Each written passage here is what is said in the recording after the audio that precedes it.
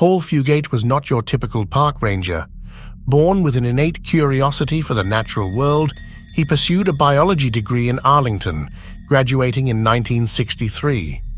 While his academic pursuits could have led him to a position at Utah's Dugway Proving Ground, a test site for biological and chemical weapons, Paul's heart was set on something more profound. This passion led him to the National Park Service, where he would spend years dedicating himself to the preservation and understanding of America's natural wonders. In December 1964, Paul's life took a turn towards personal commitment as he married Dodie. Their journey together saw them move to the Carlsbad Caverns in New Mexico, and later to the canyons of Arizona's Navajo National Monument, home of the historic Betatakin Cliff dwelling. But life wasn't always smooth sailing for Paul. His anti-authoritarian streak often put him at odds with his superiors.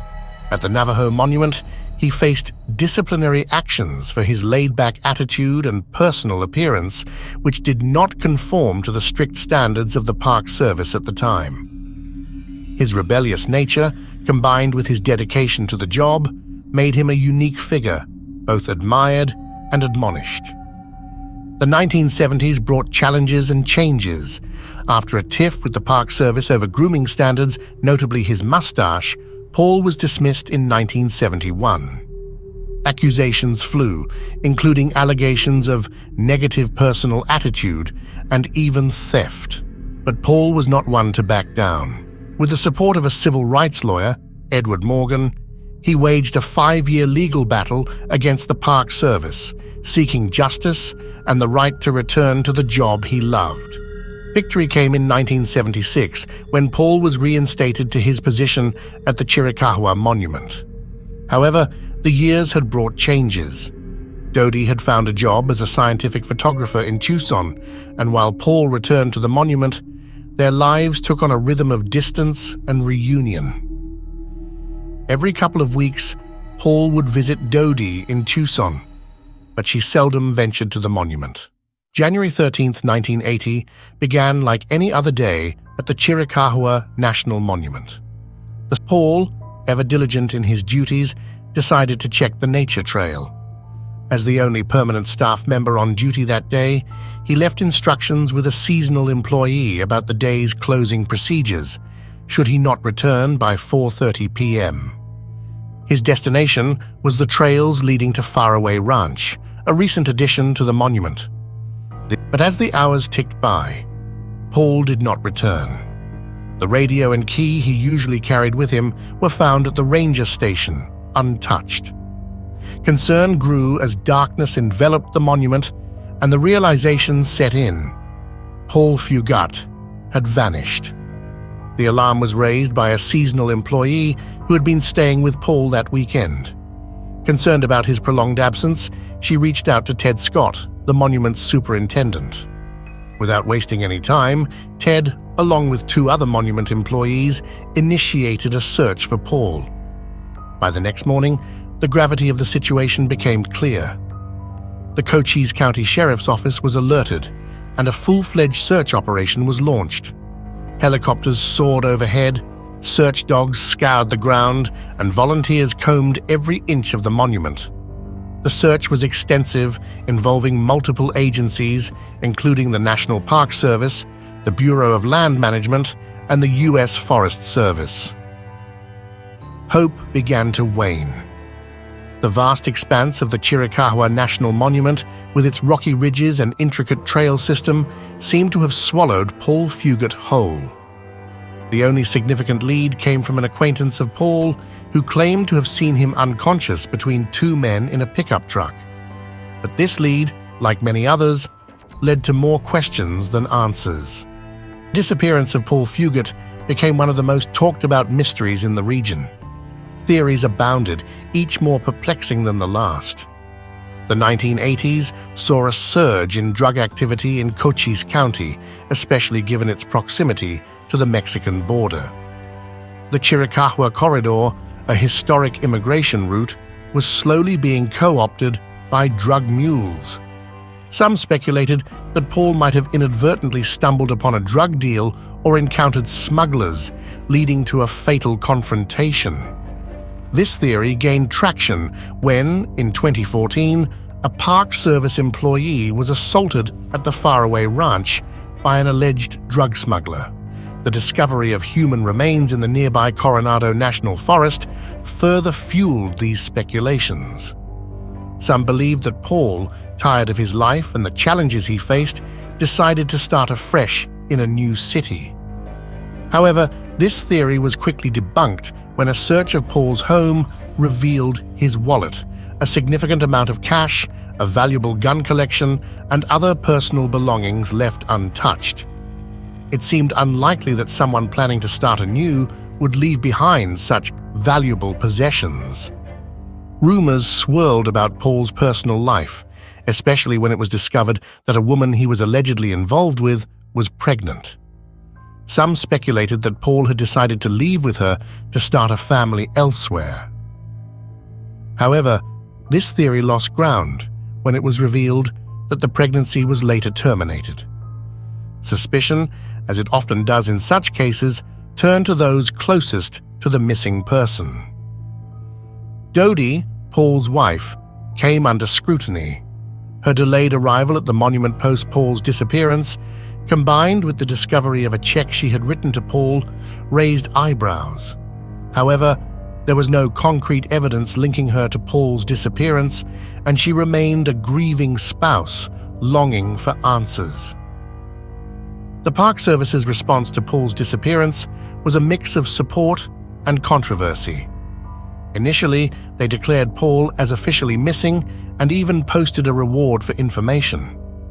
However, in a shocking turn of events, the Park Service later decided that Paul had abandoned his position and dismissed him from his role. This decision was met with outrage, especially when Dodie was asked to return the partial salary payments made to her. The battle for justice continued. For 6 long years, the National Park Service refused to list Paul as deceased, leaving Dodie in a limbo, unable to claim benefits.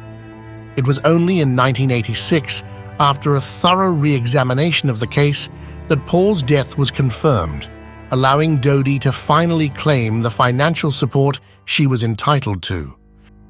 Paul Fugate was a park ranger here at the Chiricahua National Monument. This is where he loved to spend his time exploring and teaching people about the park, until one day he hiked into the wilderness and didn't come back. What happened to Paul Fugate at the Chiricahua National Monument is a question that, to this day, remains unanswered. Paul's case had a profound impact on the National Park Service. It led to a re-evaluation of safety protocols for rangers, especially those working in remote locations. The importance of regular check-ins, carrying communication devices, and ensuring that rangers were not isolated during patrols became paramount. Documentaries were made, and investigative journalists tried to piece together the puzzle. Authors and filmmakers were drawn to the story, and Paul's tale found its way into books, movies, and TV shows, further cementing its place in popular culture. Over the decades, there were sporadic efforts to reignite the investigation into Paul's disappearance. New leads were pursued, old evidence re-examined, and with the advent of advanced forensic techniques, there was hope that some clue might emerge to shed light on the mystery. While these efforts brought attention back to the case, they also served as painful reminders to Paul's loved ones of the answers that remained out of reach. In honor of Paul's service and dedication, a memorial was erected at the Chiricahua National Monument. This quiet spot became a place of reflection for visitors, rangers, and locals alike. A plaque bearing Paul's name and the date of his disappearance serves as a poignant reminder of the man who loved the monument and its mysteries. Time may heal wounds, but some scars remain, serving as reminders of past pain and unresolved mysteries.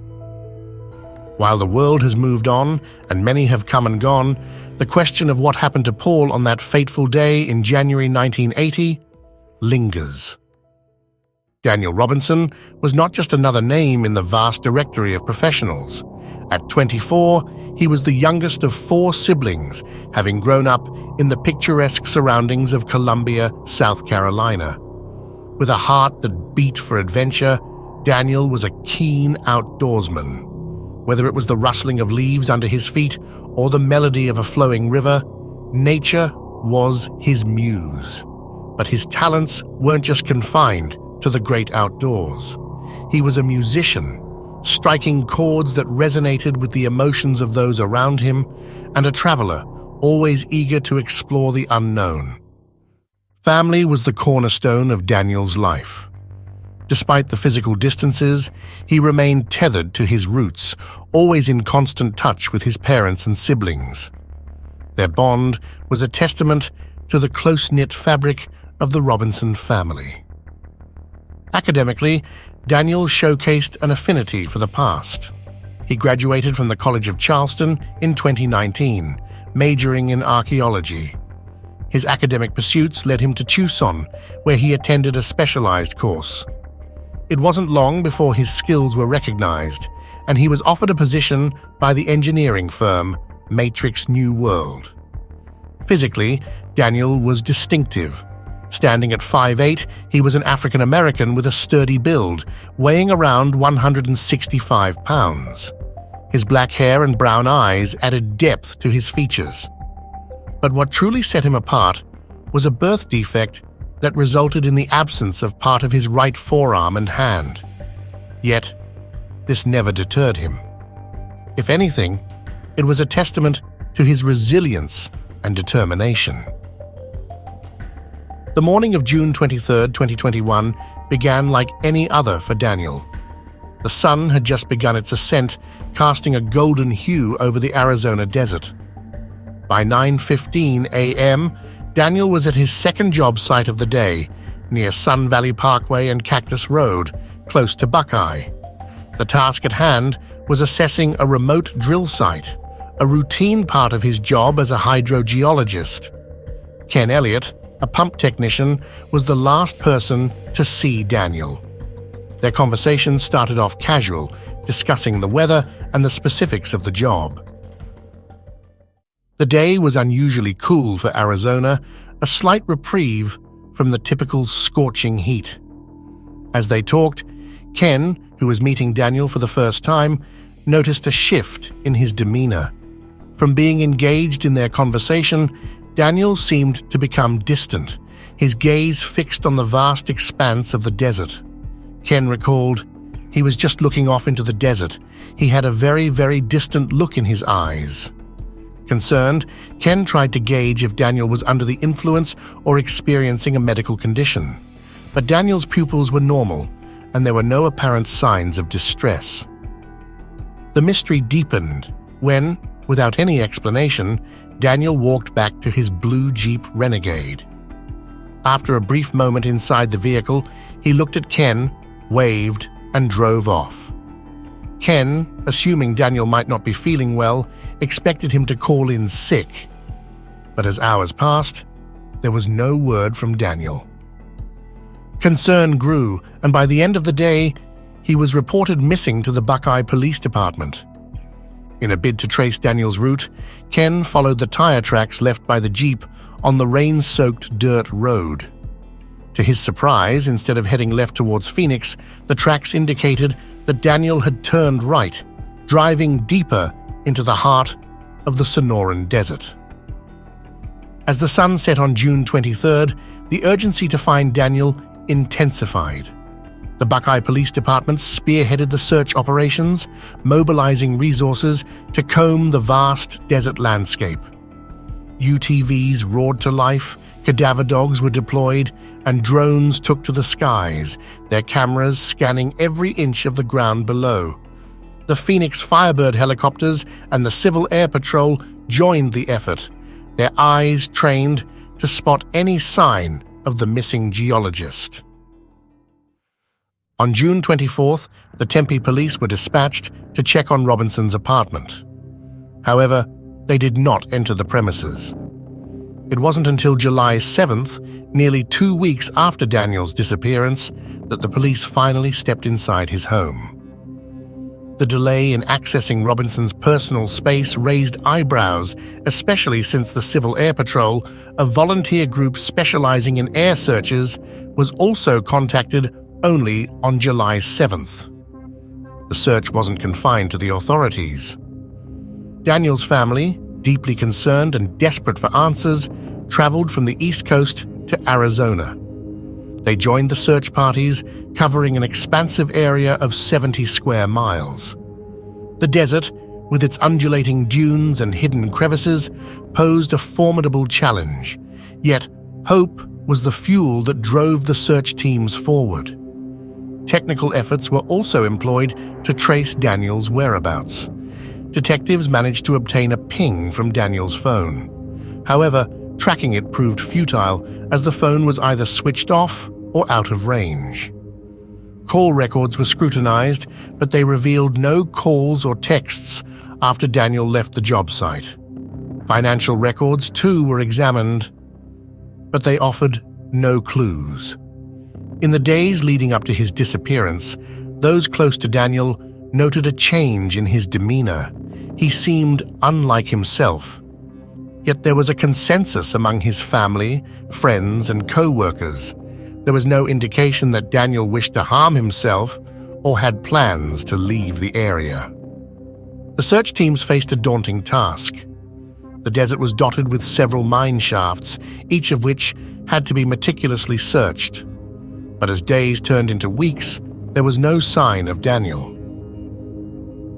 July 19, 2021, marked a significant turn in the search for Daniel. Almost a month after his mysterious disappearance, a rancher named Brandon Shelton stumbled upon a startling discovery: Daniel's 2017 Jeep Renegade. The vehicle, bearing the license plate NLA2CMA, lay in a ravine just 4 miles from the last known location of Daniel. But the Jeep's condition raised more questions than answers.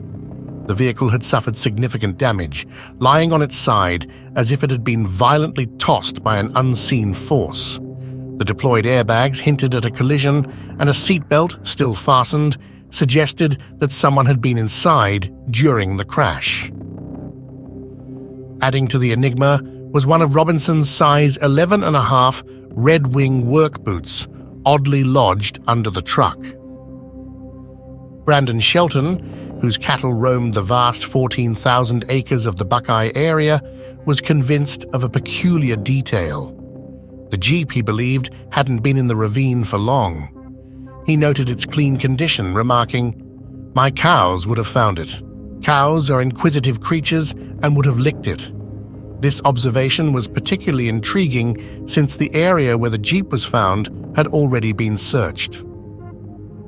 The police explained that the vehicle's location, coupled with the challenging terrain, made it difficult to spot from the air or by foot. Inside the Jeep, a scene awaited that deepened the mystery. Daniel's belongings were scattered: his phone, wallet, keys, bottled water, and clothes. Among the items were a t-shirt, jeans turned inside out, an orange work vest, boots, and 2 mismatched black socks, one Nike and the other Adidas. Despite the discovery of the Jeep, there was no trace of Daniel. The ravine and its surroundings were scoured, both on foot and from the air, by the Department of Public Safety Ranger helicopter. The vehicle showed no signs of blood, and there were no indications of foul play. Yet, the absence of Daniel and the condition of the Jeep painted a perplexing picture. In the days that followed, a human skull was found in the vicinity. Hope and dread intertwined as everyone awaited its identification. However, it was soon confirmed that the skull did not belong to Daniel. Other remains, initially thought to be human, turned out to be animal bones. As weeks turned into a month with no substantial leads from the official search, the Robinson family's patience began to wane. Their faith in the official investigation dwindled, leading them to seek external expertise. By the end of July, they decided to hire a private investigator, hoping a fresh pair of eyes might shed new light on the case. Enter Jeff McGrath, a former police officer with a specialization in accident investigations. McGrath approached the case with a meticulous eye, sifting through every piece of evidence and retracing the steps of the initial investigation. One of his first tasks was to analyze the GPS data from Daniel's Jeep. What he discovered was both startling and confounding. The Jeep, it seemed, had been involved in multiple accidents after Daniel's disappearance, but before its final resting place in the ravine. Evidence from the vehicle indicated an initial crash, after which the airbags deployed. Yet instead of being abandoned, the Jeep was driven for another 11 miles and met with another collision. The timeline was puzzling. The first accident occurred 4 hours after Daniel went missing. Furthermore, there was evidence of paint transfer from the vehicle, suggesting it might have come into contact with another object or vehicle. McGrath's analysis revealed another perplexing detail. After the airbags were deployed, the Jeep's ignition was turned on at least 46 more times during the subsequent 11 miles. This raised a multitude of questions. Who was driving the Jeep? What transpired during those 11 miles? And most importantly, where was Daniel during all of this? As McGrath delved deeper, he began to form a theory. He believed that an emotionally distressed Daniel, possibly upset over the rejection from a woman named Caitlin, might have gone on an all-night video game binge. This theory was supported by a Buckeye police report detailing Daniel's unexpected visit to Caitlin's home and the subsequent exchange of texts between them. However, McGrath's theory took a darker turn as he speculated on the events after Daniel drove off from the job site. He stated, "At that point, I think somebody, not a good person, found him. I can't imagine what they did with him, but I believe his vehicle was crashed a couple of times and then its final rest was at the bottom of that ravine." During his investigation, McGrath discovered another black Nike sock 3 miles away in the desert. While he couldn't explain its presence, it further cemented his belief that there was more to the case than met the eye.